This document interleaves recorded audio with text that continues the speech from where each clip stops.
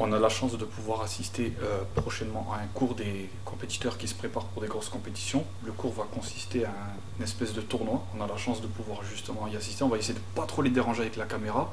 J'ai aussi pu négocier une interview avec les frères Gerbi, des compétiteurs nationaux plus ou moins connus en grappling. Et ils vont nous montrer aussi quelques techniques. Donc voilà, on va essayer de ne pas faire trop de bruit. On va aller les filmer et je vous promets de belles séquences.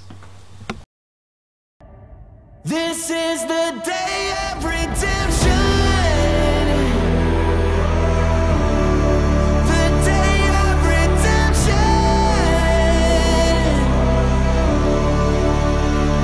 Yeah, I can see the fear coming, but you're never catching me running. The moment is calling for someone. This is the day of redemption.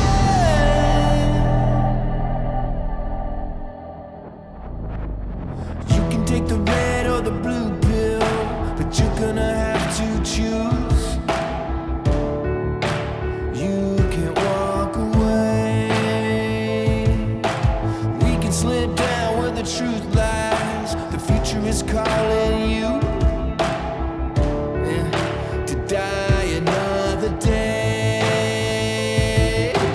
Oh, we don't have to let go, no.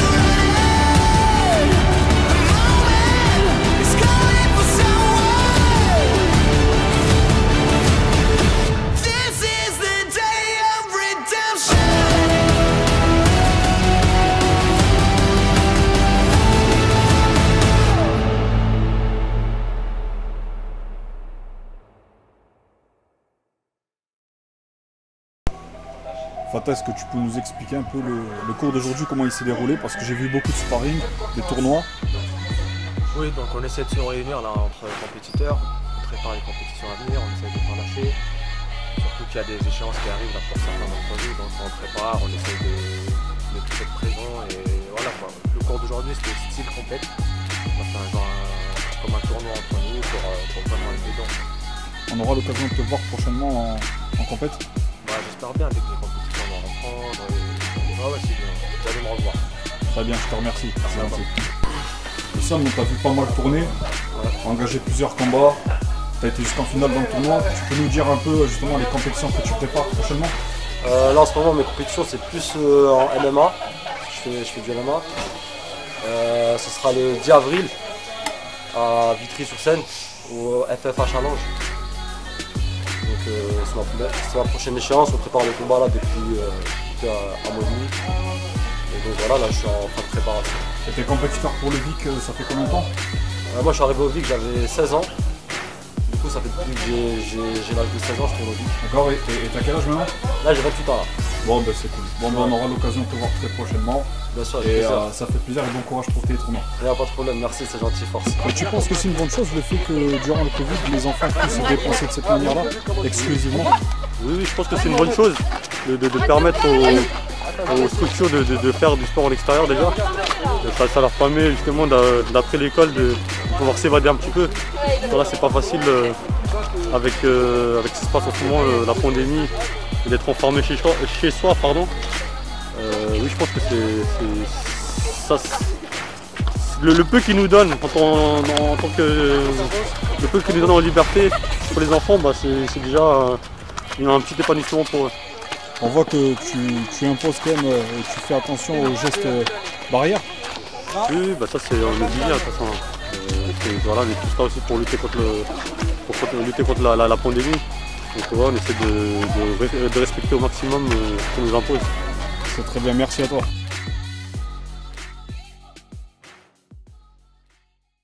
Ali et Younes Garbi, merci de m'avoir accordé cette petite interview. Merci à toi. Merci à toi. Alors j'ai quelques questions à vous poser.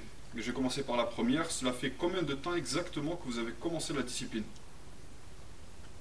2013. J'ai ouvert la voie. J'ai commencé septembre 2013 à m'entraîner au grappling. Je connaissais pas du tout le sport. Je me suis laissé tenter par l'influence de mon grand frère qui travaille juste à côté de la salle. Donc j'ai pratiqué les premiers entraînements, j'ai kiffé. Et Ali a suivi par la suite, quelques semaines après. C'est ça, hein? Ouais, si, quelques semaines après, j'ai suivi, on a tout de suite adhéré et depuis, on n'a pas lâché, quoi. Donc, Et vous avez pas fait de sport de combat juste avant? jamais. Non, jamais. Pas un kiff pour le kimono par hasard? JJB? Non, Non. franchement, moi j'aime bien avoir ma petite liberté, short, torse nu, tranquille, on peut s'amuser, simplement. Non, mais c'est très bien. Chacun ses goûts en tout cas. Vous avez plus ou moins une fréquence d'entraînement assez élevée. Réussissez-vous à rendre compatible votre vie professionnelle à votre carrière sportive à votre niveau? Vu que vous avez quand même fréquenté des compétitions au niveau. Comment on fonctionne en termes de planning et d'organisation?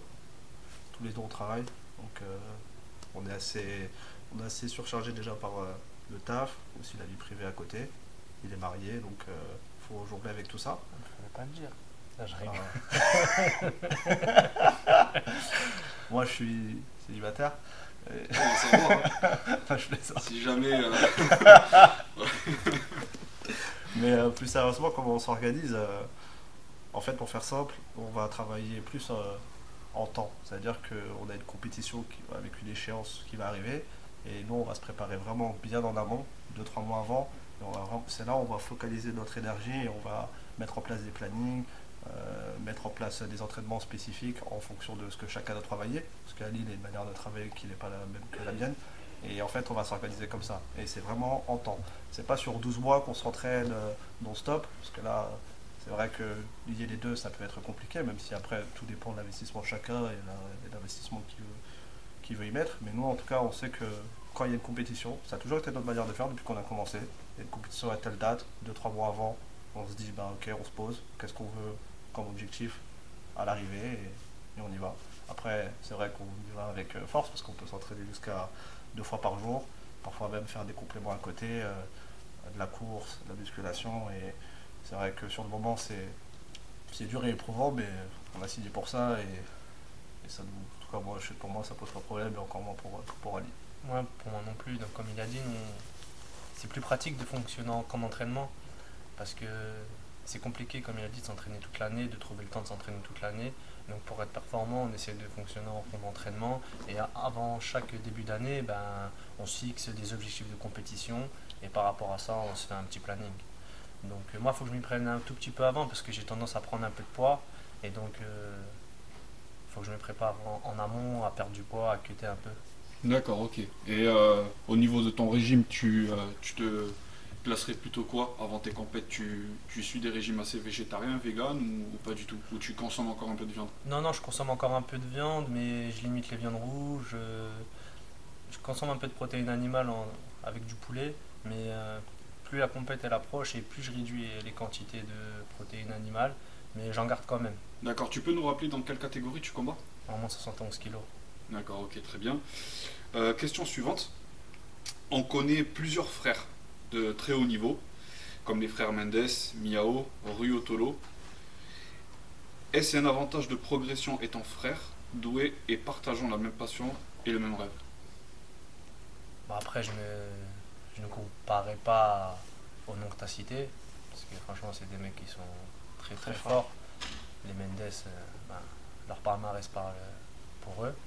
Mais effectivement, comme tu le dis, le fait d'être frère et d'avoir une passion commune, je pense que ça pousse à performer et à s'améliorer. Et en plus, il y a une relation qui est assez saine. Donc quand on combat, il y a un certain orgueil qui fait qu'on ne veut pas perdre, mais ça reste sain et ça permet de progresser, de se faire progresser l'un l'autre, je pense. Ouais, vraiment. Il y a une espèce de compétition, en gros, Exactement. psychologique entre les frères, mais une petite compétition gentille, quoi. Ouais, toujours. Gentil, Toujours. je dirais pas gentil, mais Ah, pas gentil. Non, son combat, quand la cloche sonne, c'est la guerre. il n'y a D'accord. pas de pitié. Pas de pitié, pas de quartier. On est dedans, mais c'est vrai que c'est une compétition. En fait, il y a une compétition dans la compétition. C'est-à-dire qu'on va avoir un but, on va se dire, dans nos catégories, on veut être le meilleur et le numéro 1. Mais même entre nous, on peut se lancer des pics, que ce soit avant ou après l'entraînement. Ah, tu vois, ça, je t'ai fait tomber, ah, je t'ai soumis. Tu vois, des Des petits trucs gentils, quoi. petits trucs gentils qui peuvent toucher en fonction de comment chacun fonctionne en termes de. Moi, je sais qu'en tout cas, j'avale pas quand Ouais, ça touche ton ego. non, ça me touche. Mais c'est bien parce qu'en fait, ça nous fait progresser. Moi, je sais que je n'aurais pas été là. Je sais pas si j'aurais eu le même investissement. Je sais pas si j'aurais progressé aussi vite, aussi bien. Il a un gros avantage par rapport à moi, c'est sa lutte. Et je sais qu'en lutte, si j'ai grandement progressé, bon, il y a aussi l'aspect club, l'aspect qui est très réputé en lutte. On travaille beaucoup la lutte.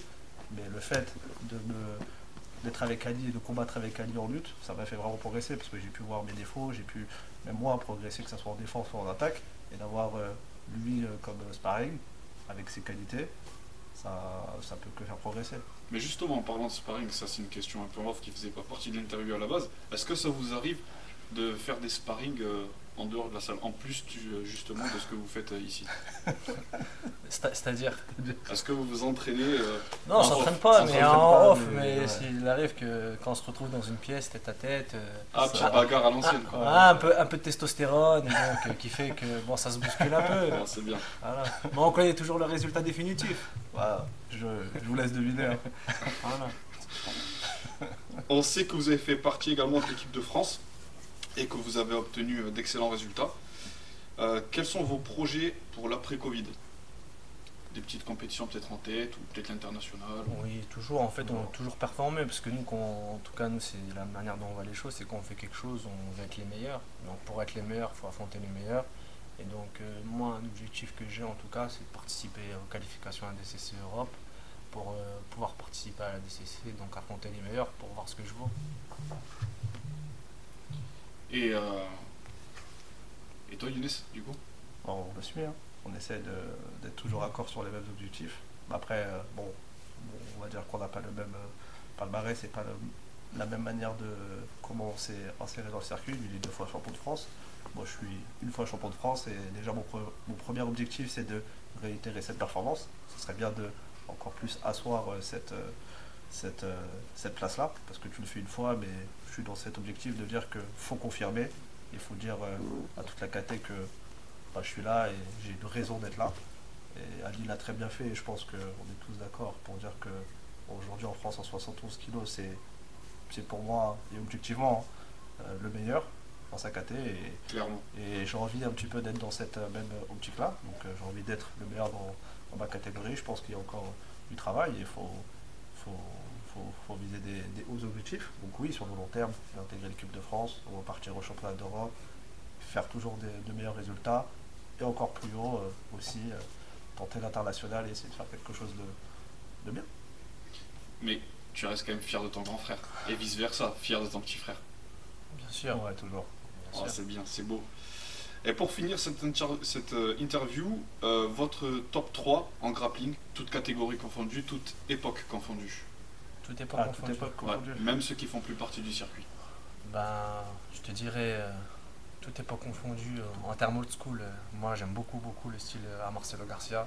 Franchement, quand j'ai commencé le grappling, j'ai beaucoup regardé ce qu'il faisait parce que je trouvais qu'il était très fort, très complet et j'aime beaucoup son style.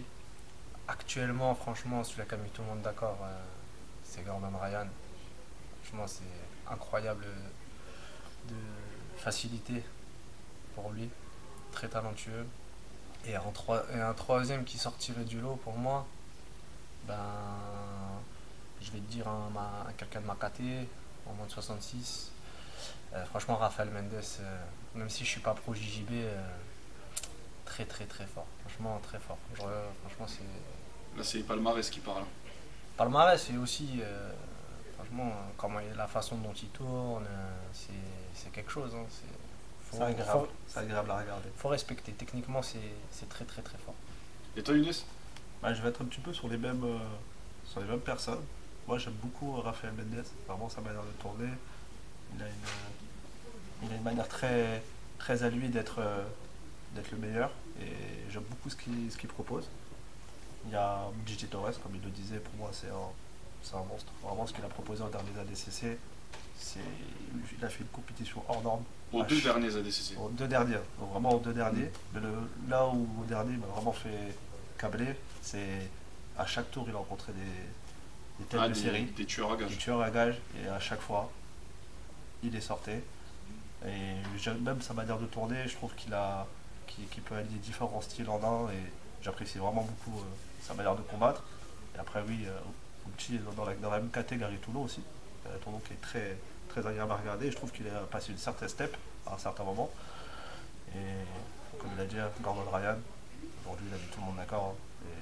Hein. Et ce qui est encore plus surprenant de son jeune âge, c'est aussi, c'est la spécialité de leur club, j'ai remarqué, parce qu'ils sont tous jeunes, mais ils viennent tous avec peu d'expérience et ils mettent tout le monde d'accord. Hein. Nick Rodriguez, le petit frère de Gordon Ryan, Nicky Ryan, Ethan Krelisten, et très beaux combattants.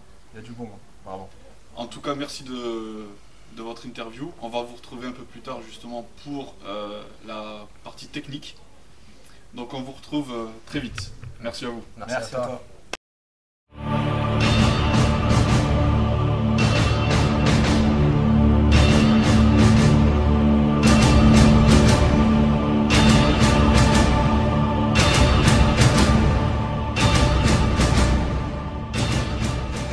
Là, on va avoir une position en lutte où on se retrouve dès lors qu'on loupe une attaque ou que la personne défend très bien. Donc ce que je fais, c'est que je vais attaquer et Younes il va défendre. Donc là je vais descendre. Younes il descend. Donc là je me retrouve dans une position qui est, on va dire, délicate. Donc ce qu'il faut faire, c'est déjà, il ne faut pas rester là. C'est très important. Il y a deux choses ici qui est très important à noter. Une chose, c'est qu'il faut faire attention à pas ce qu'ils prennent la guillotine ou le bravo, donc il faut protéger le cou. Et la deuxième, donc de ne pas se faire soumettre. Tout d'abord, c'est le plus important, c'est pas se faire soumettre. Et la deuxième chose qui est importante, c'est pas qu'il passe dans le dos. Vas-y, passe dans le dos. Parce que là, je suis encore plus en danger. Donc c'est ces deux choses-là. On revient en face. Donc moi, dès que je me retrouve ici, la première chose que je fais donc, c'est que je viens saisir un poignet. Dès que j'ai saisi le poignet, déjà ici, je me sens plus en confiance. Après, d'ici, j'aurai plusieurs possibilités. Soit j'ouvre en carré ici pour venir et repasser dans le dos. Donc là je serai dans l'attaque contre-attaque entre guillemets. Donc je poursuis ma première attaque. Bien. Donc dans l'enchaînement j'attaque, je me loupe, je sprawl, tout de suite dans le timing, je passe dans le dos. Et là on voit que c'est moi qui reprends la position dominante. Ça c'est une première chose. Si on sent que le contrôle il est trop bon, donc là je vais rentrer, hop, il est rentré, hop. Donc là, je reviens en base. Je fais toujours attention à que mes jambes soient à distance. Et ce que je fais, je sors comme un lutteur. Toujours. Donc je vais être là. Je rentre, hop. Tout de suite. Ce que je fais, c'est je fais des mouvements de tête. Donc je vais rentrer, sprawl, hop, bien saisir. Main dans le poignet. Et j'essaie de sortir la tête à chaque fois. Donc il y a ces deux choix-là. Soit on rentre, hop. Ensuite je ressors pour pas attraper la saisie. Si, hop, je rentre, saisie, poignet et je pars dans le dos. Voilà. Et tout ça, c'est, faut rester le moins statique possible en bas et surtout, c'est pas paniquer. Le plus important, c'est de pas paniquer. On est là, hop, je rentre, il défend bien. Là, on sent que c'est ouvert. Toujours une main dans le poignet pour éviter la guillotine. Parce que si, voilà, tout de suite, c'est très dangereux. Alors que si je viens ici, là, je suis à l'aise. Là, on vient poser le pied au sol et on vient s'ouvrir. Là, je vais lâcher le poignet une demi-seconde pour prendre l'appui. Et là, on voit, je regarde vers le ciel et je reviens tout de suite coller. Toujours rester proche de lui. Et là, c'est moi qui en position de contre-attaque. Là, je peux venir soit prendre le dos, soit faire plein d'autres choses. On va repartir, hop. Je refais une fois, hop, hop, j'attaque. Ça se roule. Hop là. Et ici aussi. On peut le faire debout. Hop, il vient saisir. La tête. Tout de suite dans le timing, avant que, hop, il revient saisir. Hop là. Donc là, il peut se faire au-dessus aussi. Hop, il vient saisir la tête. Hop, là, je suis pris. Je sors, comme j'indiquais. Je sors, toujours. Hop. Le jeu du balancier de la tête. Voilà. Si là, je peux pas sortir, je suis pris. Hop là. On peut sortir. Très important. Là. Et toujours tenir. Toujours faire gaffe. Ici.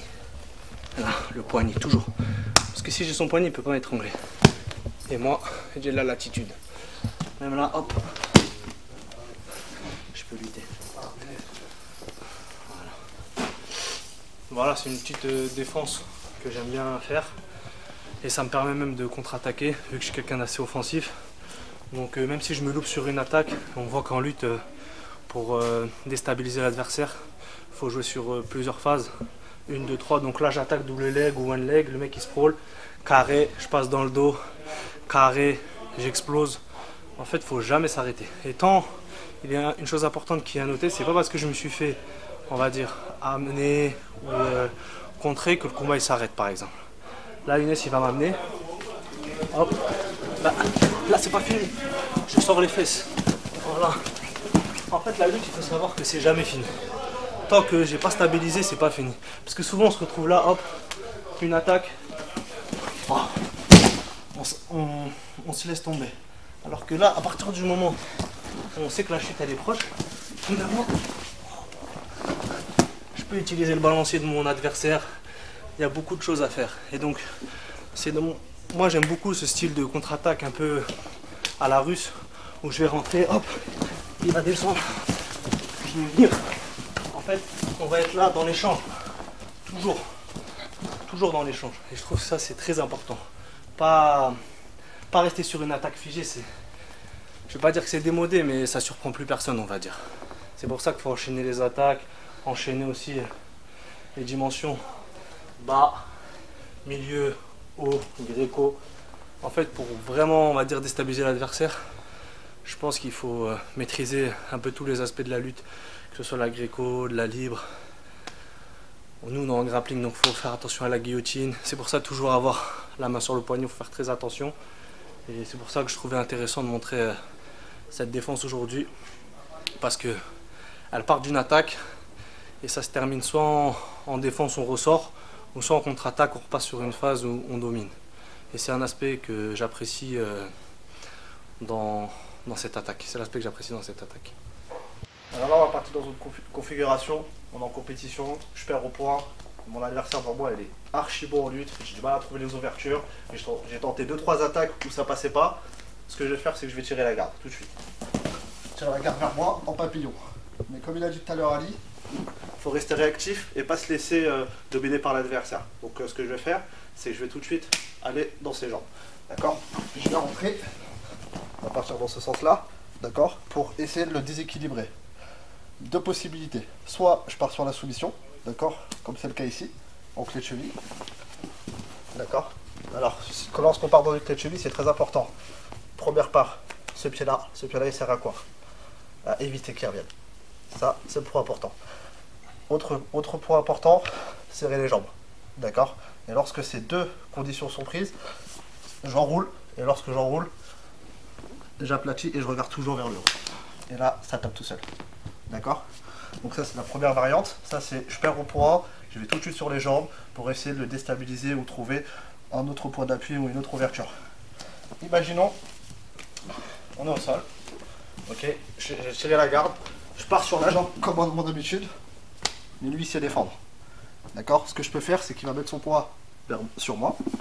Et ce que je vais faire, c'est que je vais essayer de, encore une fois, casser la distance. Parce que si il met son poids sur moi, c'est terminé. Donc, encore une fois, je vais casser la distance. Rester sur ce pied-là. Ce pied-là, il est très important. Parce que si je perds ce point d'appui, c'est terminé. D'accord? Donc, je garde toujours vraiment ferme les jambes. Donc, je croise vraiment bien les jambes. Ce pied, je le garde toujours en appui. Pareil pour le genou. Et si ça passe pas, si j'ai du mal vraiment à le ramener sur la cheville, je passe sur une autre variante. Je pars sur le côté. D'accord? Et si je pars sur le côté, je pars sur un renversement. D'accord? On va recommencer. On va vers moi, Ali. On est au sol, j'ai tiré la garde. Je rentre. Il défend bien. Ce que je vais faire, c'est que je vais rentrer ce bras-là dans l'intérieur, passer sur le côté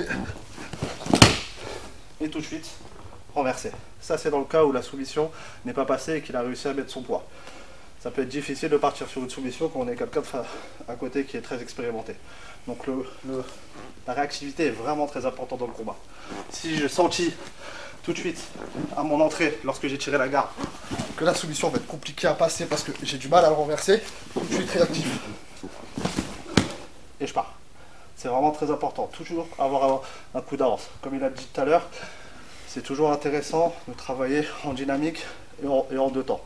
Si on travaille en arrêt, la problématique c'est que lui, il est expérimenté, on n'a pas devant nous des personnes qui vont se laisser subir et donc il va attaquer. Donc tout de suite, je suis debout, je tire la garde, je reviens, si je vois que ça passe pas, tout de suite, je renverse. On commence. J'ai du mal à amener. Je passe là, il défend bien. Je fais tout de suite, je renverse. Alors, on va montrer juste dans le détail le renversement. Je suis passé dans la jambe. C'est une garde qui est assimilée à la X-garde. Donc ce que je vais faire, c'est que je vais changer le sens de mes jambes. Mon talon, je le passe de l'autre côté et je fais un mouvement comme un essuie-glace. D'accord? Donc ce pied qui était là, je le passe sous le genou et celui-ci sur l'adducteur. Là, j'ai un super point d'appui. Cette jambe-là, ce bras-là, c'est toujours intéressant de le rentrer à l'intérieur. Pourquoi? Pour préparer le renversement. Donc ce que je fais, c'est que ce pied-là, je le baisse sur la cheville et je fais un mouvement balancier. Et dans la réactivité, je remonte. Je vais y aller. On recommence. C'est difficile en lutte, j'ai du mal, ça passe pas. Tout de suite, la jambe, et je passe. Et voilà, là, on a renversé, on est dominé, on a les poids, et psychologiquement, ça a dû te faire l'effort maintenant. Voilà.